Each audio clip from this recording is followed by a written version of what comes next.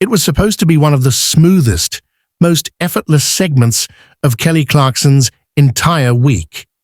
The kind of interview she could do half asleep and still make magical a lighthearted, easygoing conversation with Jennifer Aniston, a guest known for bringing energy, charm, and that familiar, easy warmth that seemed to follow her wherever she went.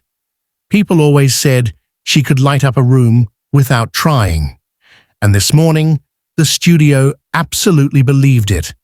Hours before filming, the audience buzzed with anticipation.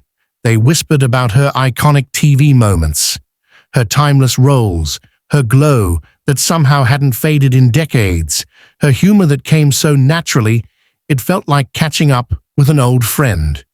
Even Kelly seemed extra energized backstage. She hummed while styling her hair, practiced her introduction with a little dance in her step, and joked around with her producers, confident that the segment would be a highlight of the week. But when Jennifer finally walked on stage into the bright lights, something subtle shifted. It wasn't anything dramatic at first, just a small stiffness in her shoulders, a reservedness in her smile, a tension layered under the surface that only someone who had watched her 100 times before might pick up on. She still waved, still greeted the audience, still did everything right, but her presence felt ever so slightly disconnected. Kelly didn't notice. She jumped up happily, arms wide, greeting Jennifer with her trademark enthusiasm that made every guest feel like a long-lost cousin showing up for dinner. "You look stunning," Kelly exclaimed, glowing with sincerity. Jennifer offered a polite smile. "Thanks, Kel. Good to see you." On the surface, it all felt normal, but Jennifer's tone carried a faint heaviness, like each word was being tugged through exhaustion or emotional residue left over from something the world couldn't see. Kelly stayed oblivious at first. She launched into lively small talk, chatting about Jennifer's recent trip, her new movie, her surprisingly impressive pottery skills that she'd picked up during quarantine. Jennifer loosened just a bit, laughing softly, easing into the rhythm of the conversation. But then Kelly, wanting to keep the energy high, brought up the viral meme that had resurfaced that week. It was an old red carpet clip, a moment when Jennifer rolled her eyes playfully as yet another reporter asked about a friend's reunion. Fans had turned that second-long expression into a meme about being over everything, and it had exploded online again. "So," Kelly said with a giggle, tapping her cue cards, "we have to talk about this meme, because girl, the internet is obsessed with your eye roll. I've used it like 5 times this week." The audience laughed loudly at the relatable humor, but Jennifer didn't. Her smile faded. Her posture stiffened. She blinked slowly, her jaw tightening just slightly. "Yeah," she said flatly, "I'm aware." Still unaware of the shift, Kelly kept smiling. "It's hilarious. I mean, we've all had those moments. That's why people love—" "That clip was taken completely out of context," Jennifer interrupted. She didn't raise her voice, but the firmness in her tone rippled through the room. The laughter died instantly. "It's actually frustrating." Kelly hesitated, taken off guard for the first time that morning. "Oh, I didn't mean anything by it," she said, still trying to maintain her smile even as nerves crept into it. "I just thought that it was funny," Jennifer finished for her, exhaling sharply. "But it's not funny when people twist your expressions into some attitude problem." The air tightened, thickening with discomfort. Audience members glanced at each other, unsure whether to laugh, stay silent, or simply pretend they weren't witnessing the tension unfolding live. Kelly leaned forward gently, palms up, trying to bring things back to neutral ground. "No, I totally get that. The internet grabs onto anything and makes it a thing. I just meant it in good fun." Sure, Jennifer said, her eyes flicking toward her, but when you start an interview with the thing everyone's mocking, she let out a humorless laugh. It doesn't feel like fun. The silence that followed seemed to stretch forever. Kelly's expression softened with genuine hurt. Jen, you know I'd never try to make you look bad. You're one of my favorite people to interview. Today was supposed to be celebrating your work. And I expected that, Jennifer replied, quieter but still holding tension.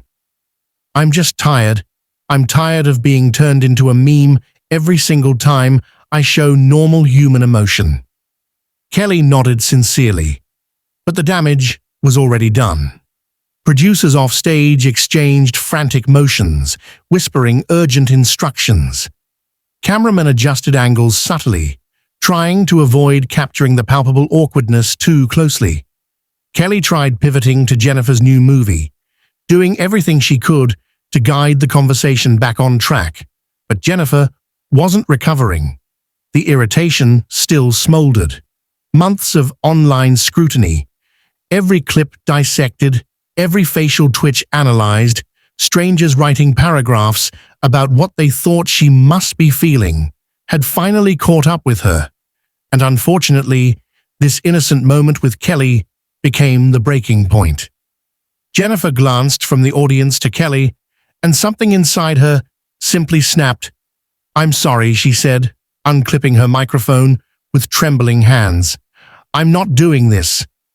The audience gasped. Kelly froze, shocked, hands half raised like she might reach out to stop her. Jennifer walked off the stage without another word. The silent buzz that followed was so heavy it felt alive. Cameras hesitated before cutting. Backstage erupted instantly. Producers rushed around. Stagehands whispered frantically into headsets. Crew members scrambled to figure out what to do next. No one had imagined the interview would end this way. Not in front of a full audience, not with cameras rolling, not during a carefully crafted promo tour meant to generate upbeat press. Kelly sat at her desk, stunned, her usual bright smile replaced by tight, uneasy concern. Audience members whispered loudly now. Some leaned forward, trying to read Kelly's expression. Others clutched their phones, already filming or scrolling. Social media began blowing up in real time. Clips of Jennifer walking off uploaded seconds after it happened. Kelly finally leaned into her microphone. All right, everyone. Live television, huh? She said with a small, shaky laugh. Sometimes people have rough days. Misunderstandings happen. Even friends, yes, even celebrities, have moments where it's just too much. Her voice carried honesty, and the audience appreciated it. They applauded. Not because it was dramatic, but because Kelly remained composed, kind, and grounded in the middle of chaos. Behind the scenes, the team weighed their options. Could they bring Jennifer back? Was there something Kelly could say to ease the situation? The more they discussed it, the clearer it became. Jennifer wasn't returning. Meanwhile, outside, Jennifer paced alone, breathing deeply, trying to process the emotional overload. She hadn't stormed off out of anger toward Kelly. It wasn't personal. It was a breaking point. Frustration, exhaustion, the weight of being turned into a punchline. A producer approached gently.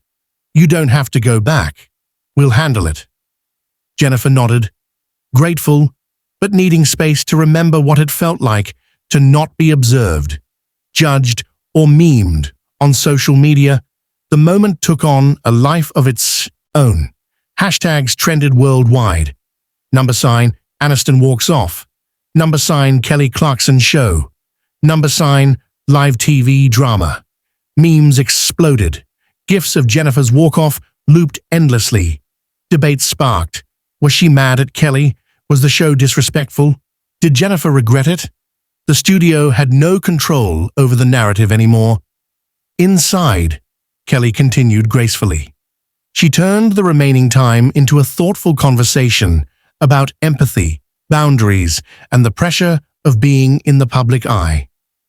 Sometimes, she said softly, we forget that the people we admire, the people we think have it all together, have moments where they can't smile through everything, and that's okay.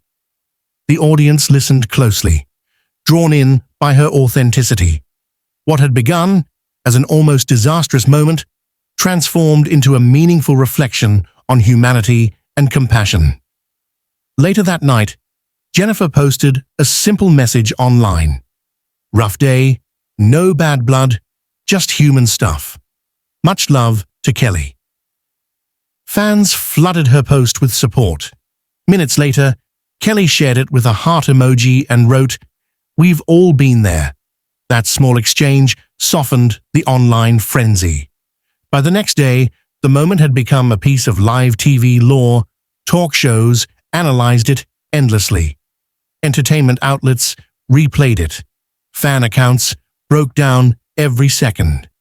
But instead of damaging either woman, the moment revealed their true selves: Kelly's empathy and steady kindness, Jennifer's authenticity and courage to set boundaries. What started as a tense, nearly catastrophic moment became a story about resilience, humility, and human connection. Both women walked away stronger, more relatable, and more respected. And the world was reminded once again that even the most beloved celebrities are human beings, with emotions, limits, and the right to step away when it becomes too much.